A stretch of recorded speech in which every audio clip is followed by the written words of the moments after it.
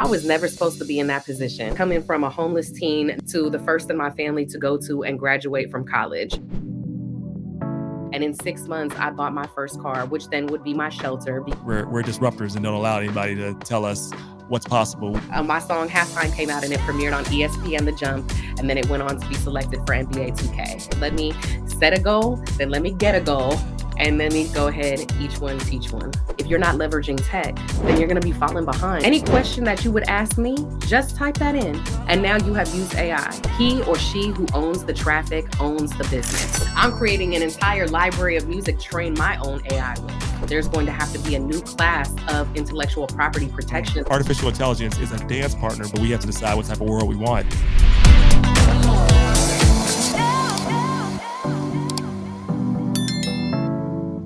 Hey, welcome to Disruption Now. I'm your host and moderator, Rob Richardson. With me is Kaila Love, an original disruptor that's been with us for a while. She goes back to Disrupt Art Days with our NFT community, and she's been really about empowering people in the space of digital transformation, digital opportunity for a long, long time. So she's lived many different lives and is bringing all of that together with her current business that deals with AI consulting and also helps to onboard people into this space, combining hip hop, combining just the realness and the authenticity for who she is. Honored to have her on. Kaila, it's good to see you, sister. Oh man, Rob, the pleasure is all mine. Thank you for having me here today. Oh no, it's great to have you here. So you have really lived a lot of different lives. Like I tell people that all the time, that I've lived many different lives, but I think you might have lived more than me. And there's not many people that have this multitude of backgrounds, right? So I like to get to know a little bit about and the Kaila here in terms of like what motivates you to really like do the things you do in terms of entrepreneurship and just kind of making it real and making it authentic. Like, why is that important to you? Because I know you've been about that ever since I've known you, right? You've been figuring out a way to use hip hop, but in a way that empowers people. Like, what drives you to make that happen? It's because I really have seen the transformational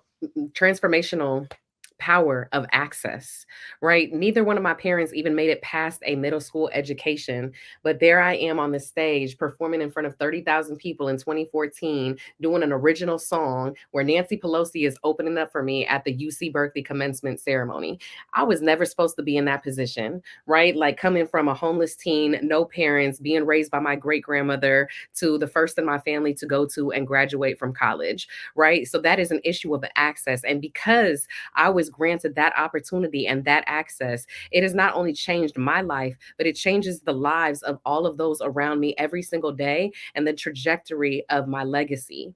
And so that is what drives me every single day, because I can testify to the power that that seed has planted and how that has grown into every opportunity that I have come across to this very day, including sitting right here with you, Rob.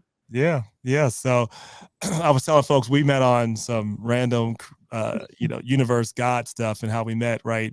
Because you just looked, and I remember it was at South by Southwest. You were like, "That's an NFT." You just knew, and you just We go in knew, there, and it y'all. connected, right? You went there, so that's a story that we're going to talk about in a second. But I want to kind of go back to take yourself to some of your earlier times, because you have come a long way. So you have to remember that you are your ancestors' wildest dreams. You've come a long way, right? And it's easy for those who are climbing to not appreciate how far they've climbed, right?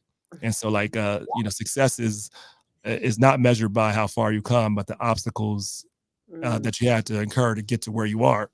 So, in that sense, you are extremely successful, and I want you to know that. Thank you, Rob. No problem, and I mean it. I do. I appreciate your honesty. Yeah.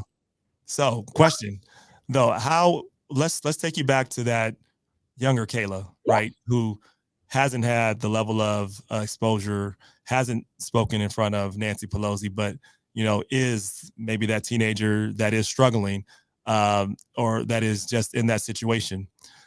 What advice would you give your younger self now, and what advice would you ignore? Well, it's the same advice that I intuitively knew, even though I didn't frame it like that and thought about it that concretely back then. But it's really just you have to work with what you got. Only focus on the things that you have, never focus on the things that you don't have. Right. So if I and one entrepreneur that I really like to follow around this is Arlen Hamilton, who Yes. wrote that Your First Million, right? And Yep. she was just like, when I didn't have money, when I didn't have financial resources and I wasn't able to invest and be a venture capitalist, what did I have? Well, I had the time to gain knowledge. And so for me, it was always focusing on what I could do. Well, I could work really hard. I could get as many jobs and opportunities and constantly put myself out there to elevate my situation. And every time I elevated just a little bit, I started working at Noah's Bagels for $5.50 an hour, and I never spent any of those checks. I lived off of my tips. I would take the bagels left over from the night before and then go sell them to the kids at school the next day. I would Wow. work in the cafeteria before and during lunch. So I was just hustling at every opportunity that I could get. And in 6 months, I bought my first car, which then would be my shelter because I would have become homeless after that. But then that car would be what allowed me to get my next job until I started working at the Marriott for $12 an hour. I said, "Oh my God, I'm rich. $12. That's more than double what I'm making right now." And I just thought, oh my God, I'm making so much money now. And I stayed there for 10 years, building, going to UC Berkeley, getting an additional degree in recording arts. And so that's the advice that I have. Even to this day, is always just focus and do what you can do with what you got. What would you ignore? What would I ignore? No, just What that. advice do you maybe get from people that maybe was well intentioned, but you would ignore knowing what you know now? Ignore anybody trying to tell you what you can and cannot do. Because I think about even when I would sit down with my high school counselor, Miss Stump, and she asked me what college I wanted to go to. And I didn't know that UC Berkeley was a really prestigious school. I just wanted to go there because it was close by. So I said, yeah, Right. I'd like to go there. And I remember she just looked at me like, I don't know, like a pet had died, like with this grief, like, oh, well, that's only for the brightest students with the top GPAs and the AP classes and all this stuff. And really it was like, maybe you should try to go to a community college. But it's just like, how about I just go to UC Berkeley, which I did. I went off top and I graduated and I had full scholarships. And I got the Leadership Award, which was the most prestigious non academic scholarship. I got scholarships from Nordstrom's. I got scholarships from a nonprofit that I ended up working for several years afterwards, helping pass on the torch to get more first generation low income students into higher education. So I'll be like, yeah, don't let them tell you that you can't do something. If you really Yeah. feel like you ready and that's what you if you ready to work hard enough and set your intention, you can do it.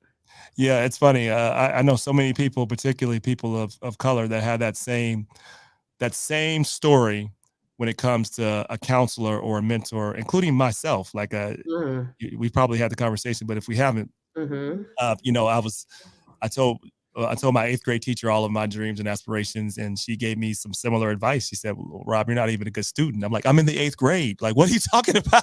like, Right. like your whole life has been determined." But my mother uh, said words that still stick with me to this day. She said, "Look, you never have to be defined by anyone's low or narrow expectations of you. You Come define on. yourself for yourself by yourself." So that's Amen. been my mantra, right? And Mhm. that's why I think I have a connection to your story, your path, and that's probably why we connect so well, because we're disruptors and don't allow anybody to tell us what's possible. We get to decide that. Period. All right, so okay, so like your walk me to like what was your first kind of experience with entrepreneurship? What did that look like?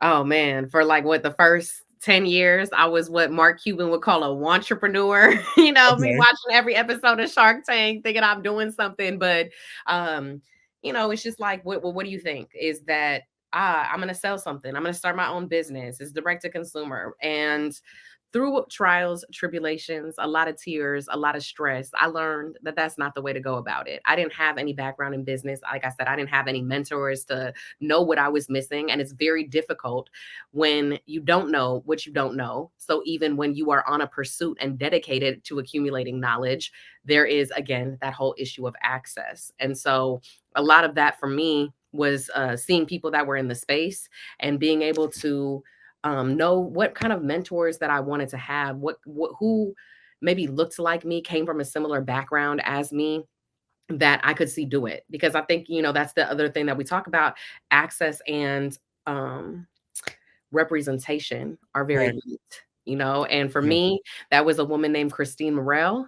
Her family comes from not far from where my family comes from in New Mexico on my dad's side. She was also homeless. She had also faced, just growing up in poverty, not having the mentorship or the skills or the example to go off of. And nonetheless, she persevered because she didn't allow anybody to tell her what she could and could not do. Very hardworking, set an intention, and she didn't even have Wi-Fi, but she would drive into town to upload the PDFs of her Mm, book, and learned the funnel software methodology from Russell Brunson, got him as her mentor, and made her first million in 18 months. And wow. so when I would see her on my Facebook ads, I just knew that that was somebody I wanted to be like, because I could, understand, she's Latina like me, and she's beautiful, she's intelligent. And so that was a big part of just being, why it's important that we, one, see the people that we want to be like, and then realize that we are that for somebody else. Absolutely. So you're obviously an artist, right? So you got into hip hop.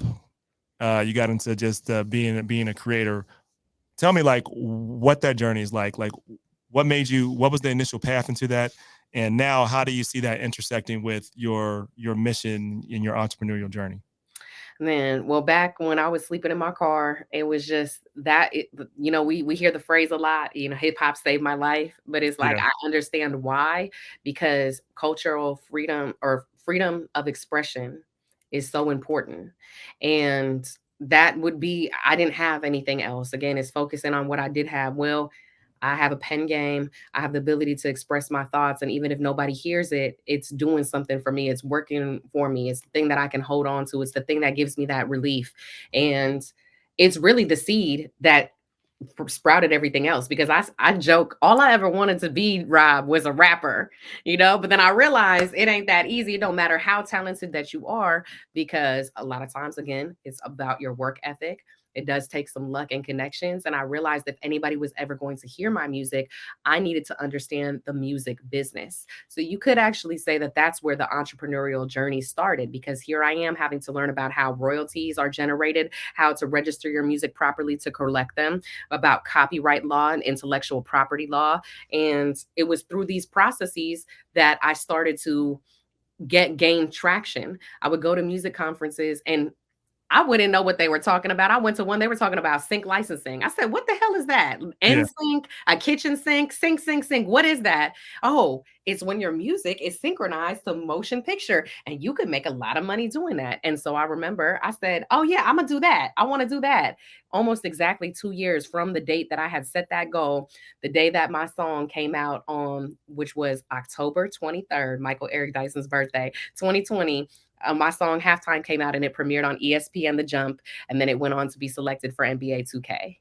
And then I oh realized, wow, oh, now that I learned some of the game, it would be like, let me craft a workshop. Let me now bring this back to my community and show other artists. And I went on successfully to get multiple other artists sync licensed in NBA 2K and some reality TV shows and whatnot. And so that's really kind of the pathway that it's taken me, is just, okay, I wanted to be a rapper, but I want to be known. I want to have some more traction, and I want to be able to empower my community to do the same. So let me set a goal, then let me get a goal, and let me go ahead, each one teach one. yeah. And the company is now Goal Getters, right? Look Right, at Goal Getters. that. Yeah, You I see, you remember. see what I I did remember. there? I got the connection, and that was the vision for Goal Getters. That was the brand story behind it. Mhm. So, want to talk a little more about what was the transition like from music to technology, and like what made you kind of cross between the two, and where do you see the intersection in terms of like why should an artist care? I know I hear a lot of artists just say, I want to make my music. I don't want to know about that tech stuff. I just want to sit down and I want to create. I'm sure you've heard that. Oh, What's your yeah. response to that? And what do you tell them when they tell you that? I get it. I understand. But again, it's like, if you wanna be a hobbyist, then that's fine. Then that's that's excellent. You can just continue to make your music. But if you want to build a livelihood around your music and have it be profitable, then if you're not leveraging tech, which is going to help accelerate your business and amplify the business aspect of your music career, then you're going to be falling behind. And that's just an unfortunate reality. For me, I saw tech as a way of amplifying what I was doing, of streamlining what I was doing. For example, I would use tech to create different promotional materials. So one of my first inventions was an AR filter. So you know how when you go on Instagram or Snapchat and you can put on a filter. So Yeah. it was like, what Kaila Love song are you? And it'd be the one where it makes this kind of square on your forehead, and then it would just rotate through all of my different cover arts and then stop on the Kaila Love song that you were. So just unique experiences that I could offer my fans where I would be able to promote my music in this really unique, interesting way. And make it very interactive. When I use keyword automations, things like that, because one, I felt like it set me apart in the space because I would not see anybody else doing that. And two, it was just a way for me to kind of foster two different loves because I was raised by my great grandma. She's very overprotective. So the only place I ever got to go up in my upbringing was the library. So I spent a lot Right. of time on computers. Yeah. No, I mean that's awesome. So it's all right. So so I understand how you got into tech and you saw it as a way to amplify. You talked to AI, not AI. You talked to artists about that, right? But what's interesting to me is that you have such a you have a great understanding of it, and you have a gift to be able to relate it in a way that's grounded in a way where average people can understand it. Like uh, somebody on the block can understand it, and those who are who code can understand it. And I have the book AI, the Bootleg Brain. We're going to have it in the links. So it's definitely worth a read if you're intimidated by AI, you don't think you can do it. She shows you that yes, it's for the bootleg brain, and all of us have bootleg brains until we learn how to use the skills, right? And all of us can do this. Like I tell people often, everybody has to have some basis of knowledge of technology, especially if you are if daddy's not rich, mommy's not rich, like you more need to lean into this than everybody else, because that's an opportunity for you to catch up. And so like you used it, you definitely are. When I think about someone that's within music and hip hop and still has technology, I'm sure there might be other people, but I know Kaila Love. That's what I think of, right? So I want to hear some, like, why don't you give us some bars, right? That we can hear, that we can take away. Yes. Just like we can connect. Drop us some about digital transformation, like drop us some about AI, so people can kind of hear just the power, and they'll also get and they'll also see the passion that's behind with everything you do. Well, I'm so glad that you brought that up because when you were talking about the bootleg brain, the reason that I came up with that is because when you look at the underlying infrastructure of a large language model and the machine learning algorithms, you'll see that it's based off of an architecture called ANNs, which are artificial neural networks, right? Yep. And so that's based off what we got up here, the Yep. most powerful invention known to mankind, this 3.5 pound blob that keeps all of your functions running. It got dual processing. It's extremely energy efficient. I mean, it's incredible. It makes sense why they're trying to bootleg it, right? Like with AI. So that's where the concept of AI comes from. And that's why when we talk about the training models, then I'm like kind of jocking AI a little bit, like, you want to be like me. Know all there is to know, get deep, deep, deep into my psyche.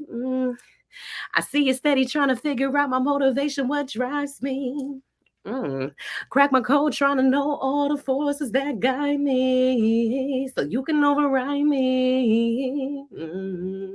They want to bootleg my brain, hack into my domain, copy all that it contains, go back and replicate, test it out until you can't get a lower failure rate. Then it's time to activate. You can get close, but it's still not quite. That'll probably change in the age of AGI. For now, I'ma go ahead and push it to the side, making a picture of a mermaid on a water slide. Not gonna front about what I don't know, but it don't really matter because we have no control. And if we do well, then it's time to let it show. Capture the story now where it forever goes untold. And that's the opportunity that Woo! Right here, right now Bars. with us, Rob. Bars. Yeah, that's amazing. As always. So we go back. We used to have a session during Disrupt Art of Disrupt the Flow, and you were a guest many times. And it's good. It's good to bless us on the mic that way again. It kind of brings me back. And something I'm going to put out there in the universe, since we're about disruption. You know, really, you need to lead our song for our artistic intelligence. Like Ooh, I'm don't gonna give play you the with I'm gonna give you the brand story, and let's put something out. Like I think let's go with it, because that would be. I mean, you are the right artist because there's not many people that actually understand what's happening and know how to connect it in a way. So always love hearing your bars. Definitely get the book, everybody. You will not regret it. So let's talk to people and meet them where they are. Okay, if me. Mm-hmm. they want to What? get involved and they want to learn, we tell everybody to be builders. Like, but how would you advise someone to get started? Like, how would they get started? Where would they get started? What would you advise them if they say, like, I don't know where to start with AI or just learning this stuff? Well, I'm not just trying to plug in my own book, but I literally wrote my book for that, where I Absolutely. could hand my grandmother that book. I could hand my niece that book. Well, give us And they like could, one or two things from the Mhm. book that's just high level. I mean, it's literally don't overthink it, because sometimes I'll be like, oh, have you used an AI? Chat GPT, like chat.openai.com. You can make a free account and you can literally start using AI today. You'd be like, well, I don't know how to use AI.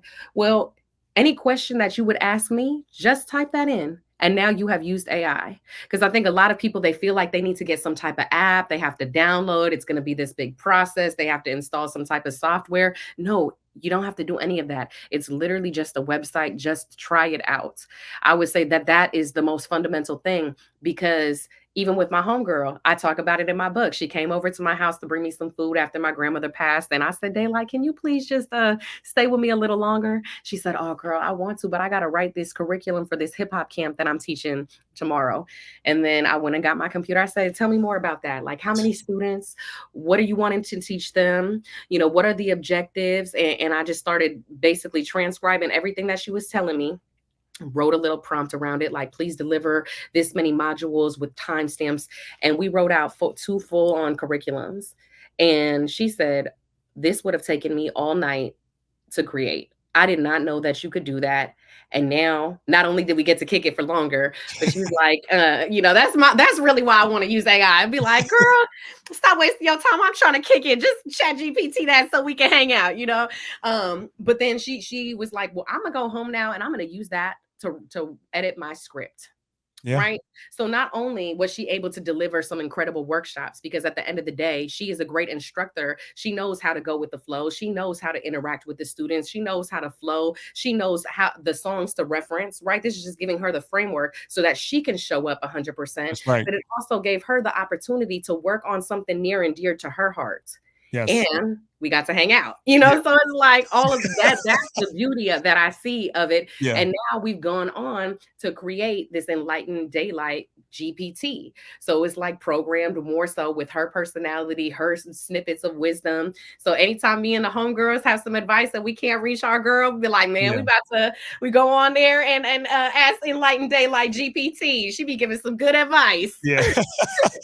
Yeah. It's when I tell people AI is like done right is a good dance partner, but it can't teach you rhythm or how to dance. So like that still, so there still has to be your core authenticity. You still need to have a thought process behind it. As you said, your friend already, she is a subject matter expert in what she's doing. AI will not make you a subject matter expert. It won't make you a subject matter great rapper, philosopher, uh, business person. But what it can do is augment and amplify, but it cannot fully replace. Right. So Mhm. that's why we call it artistic intelligence. Right. That's what we believe is the best method to use technology. So I know there are some school teachers and other folks that are like, well, is there a danger that people won't write, people won't do this? The answer is you can see it that way, or you can see it as an opportunity to amplify and reimagine how we are teaching, because like it's not going to replace the ability to know how to think. You're still going to have to know how to think, and what they should be doing is figuring out how we use this tool to amplify things, but still test for critical thinking and knowledge. So it's not about replacing; It's about amplifying, right? And I think that's something that is critical. But there are some concerns I'd like to talk to you about, particularly in the music industry, and particularly in the creative field, right? So if you see what Lionsgate recently did, which I think was short-sighted in terms of its use of AI. Um, Lionsgate partnered with Runway, a large AI company that works with movies, as you know, and to retrain all of its old content, but excluded creators who were a part of that process from any of that. Right?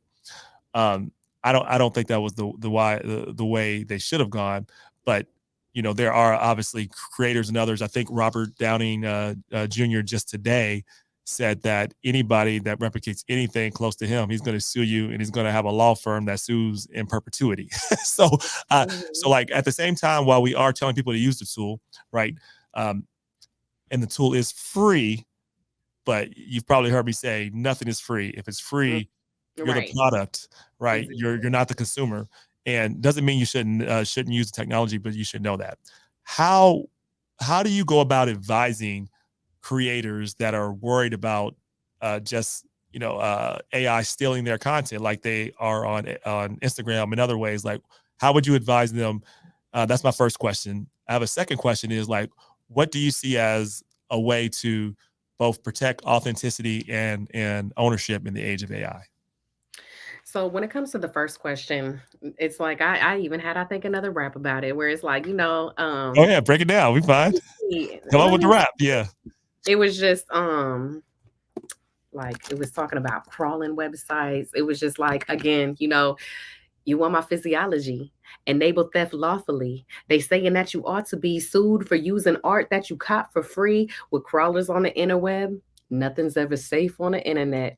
You're not even a thinker yet. So it's just like that AI right now is embedded into every major application. I'm sure that you've seen that all of your major platforms that you use have some type of AI component. And unfortunately, with Meta really being a monopoly over WhatsApp, Oculus, Facebook, Instagram, and now Threads, that you, all of that is massive training data. You think about Absolutely. every Google search that you have, or even when you see somebody's post and it has the AI, it takes all the comments and it analyzes the sentiment Yep. and is able to summarize. And so one thing is if you are going to use these platforms again because they're free, that is what you are giving up, is that you are training these Yes, models, you and are. that's just the reality. And the only way to really opt out is to opt out completely, which is why I believe that every artist needs to have their own digital real estate, which is their email list and which is their website, something Absolutely. that they go direct to consumer. So the reason that we go to platforms like Meta or Threads or TikTok or any of these is because of traffic, right? He or she who owns the traffic owns the business. We Yep. go there because they already have millions of users that now we can tap into, potentially get discovered, or even run paid ads on to Yes. get Right. eyeballs on us. But if we don't have that, and this goes into your second point, then what we need to do is have, and we need to do this anyways, but focus in on having our own digital real estate and creating our own traffic to bring Absolutely. those people there so that we're able to do a direct to consumer model. Even when I'm talking to different AI softwares, I like to give different queries and prompts across. So I'll sprinkle a little bit over here to Claude. I go over here to Gemini because I'm like, I don't want none of these companies to have a full monopoly on Kaila Love, right? I'm going to the point where I'm creating an entire library of music that will not be found on the internet that I will train my own AI with. And when Yeah. we're talking about the aspect, I think that one that's going to be something that is a potential model for the future for how artists are going to be able to monetize in this new age of AI. And I think also what you're referring to, speaking about Robert Downey Jr. and how he will sue into oblivion anybody who tries to create this digital replica of him, that the law is being forced to change. But because there is no precedent right now, what we're seeing is the law trying to catch up with technology as it always does. And Yeah. currently, at least in the United States, we have three classes of protection for intellectual property, which is our copyright, our trademark, and our patents. And so my prediction for the future is that there's going to have to be a new class of intellectual property Mm. protection that protects our likeness, our voice, our image, because I don't know if he goes into sue, what is the basis for that? On what law are they technically breaking? I Yeah. don't know the answer. I do know that the Artists Guild or the Actors Guild or artists like George R. R. Martin, creator of Game of Thrones, have massive lawsuits against OpenAI right now. Yeah. Sony, massive lawsuits Yeah. against Suno and Udio right now. Of So course. that is all yet to be determined. And it's hard to figure out what that looks like because we're gonna, as I've said often, these algorithms are so complicated. No one fully understands how any of them work. Period. Hard stop. Period. Mhm. And you actually can't all the way control them, but we can design and redesign. We can envision what our future should look like. And while I don't have all the answers, I do think we need policy, and the question needs to be answered. Well, who does own the data? Right. This is why you and I got into blockchain. Right. And I still think Mhm. that's blockchain still going to have its day now. We're just ahead of our time. We're just ahead of our time. But I think blockchain is going to have more of its day now when it comes to ownership, authentication. That technology is going to become even more important when you have AI that can manipulate data without authenticity and without knowing where it came from or how it made its decisions. So, Exactly. another thing that you didn't get to, I'm sure, but I think is important, we've talked about, is the responsible AI, the transparent AI, to know how AI is actually coming to its decision. Like, so Yes. what do you see as the role of responsible, transparent AI, and how might you define responsible AI in this era? Well, it's like Dr. Kelly Cohen, who I got to meet at MidwestCon. He talks about, this true AI, right? It's trustworthy, it's reliable, and it's explainable. So, one of the major problems, especially, if I ask AI about Kaila Love and it says that I was born in New York when I was really born in California, like that's not the end of the world. Like it's not true, it's a hallucination, but it's not like that is going to have any hard repercussions in the real world. But when AI is being used in high stakes situations, like in the medical field, when it could Right. be like wrong diagnosis, or in criminal justice system where we already see immense bias, and we know that any ism, the racism, the sexism will be coded in, right, to the algorithms and perpetuate those systems, making it harder to fight against. That is where I see some very serious ramifications when it comes to AI. So that's why responsible AI is so important, especially when it comes to the hallucinations. Because, like I said, little situation to get some wrong facts about me, whatever. But when we're talking about the way that it's being deployed, when it has to do with people's lives and livelihoods, that's where we need that trustworthy, reliable, explainable AI, where even though there is an aspect of unpredictability, we should be able to understand and pinpoint what was the data. Do we have a large enough data set? Who was the one providing this data? How was this data cleaned and organized before it was trained? And so that's where I think we need to have people like us not only being responsible for being part of those conversations, but also building that underlying infrastructure. I Absolutely. want to take it a step further by, learning how to build your own LLM. But of Absolutely. course, the difficult aspect with that is that you need millions and millions and millions of data points to have a good model, which is why OpenAI has fed so much copywritten material, That's correct. because they know that their models would suffer significantly if they didn't. Absolutely. I mean, they did that. They were funded to $1 billion to be able to do that, right? Um, and I think the future is going to depend on those critical questions you asked, like how was the data inputted? How was the algorithm instructed? Because they're all like little babies, and you have Mhm. to make sure you have clarity of purpose when you are implementing these things. And so, a lot of times, people don't have clarity of purpose. They also don't think about what should be the guardrails for the implementation of this technology. Those questions aren't really being considered. And then they're going to figure out that that's going to actually reduce trust, which is going to cost you money. So, at the end of the day, our artificial intelligence is a dance partner, but artificial intelligence is neither artificial nor intelligent, right? It's not artificial in that it comes from actual data, so that's technically not artificial, and it's not intelligent in terms of how you need the human input because it won't get it right all the time, and it needs to be guided, and without clear guidance, there will be other problems that I'm assuming are going to happen, but that's where we need builders like us that are intentional, that are responsible, that are transparent, that are that are actually understanding that building out these solutions, they must be done in such a way that actually considers not just can we do this, should we do this, and how should we actually build this technology in a way that doesn't just recreate some of our problems, like you talked about the criminal justice system, right?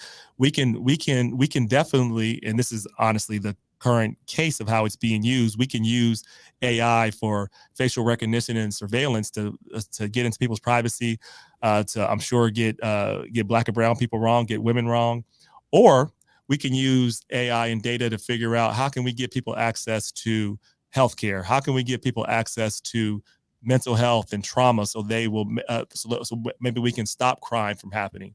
Those are the things that we have the opportunity to decide as human beings, but we have to decide what type of world we want, and we all have to be builders, right? So, and no matter what, if you're in music, no matter if you're in medicine, AI and data is a part of your life, so we can't put our head in the sand. So we need people like you that's making this relatable, that's helping our bootleg brains, Kaila. So, all right, I got a couple of rapid fire questions, then I will let you go. All right. Hey, for sure. All right, you ready?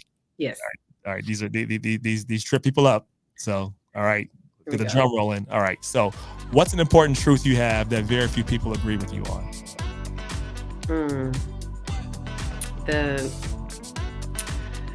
A truth that I have that few people agree with me on. That AI is here to stay. I mean, it depends on which group you go into, because I'm in some of these like anti, and very few people will agree with me on the transformative power of AI. So I'm gonna stand on that, because it'll be like one of those memes where it's like, what's an opinion that'll have you like this? And it's like thousands of people with their knives up. That's how I be feeling in those groups. Yeah, I understand. All right, what's the slogan or theme for your life? That the reason that I succeed is because I'm willing to fail at what most people won't even dare to try. All right, so if you have to finish this sentence, the next big disruption is? The power of the people behind the technology.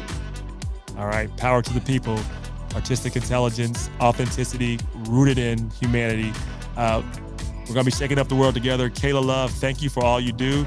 As always, we're gonna change the world, disrupt the world. Thank you for all that you've done and all that you will do. Thank you so much, Rob. I appreciate you for having me on today. Keep disrupting.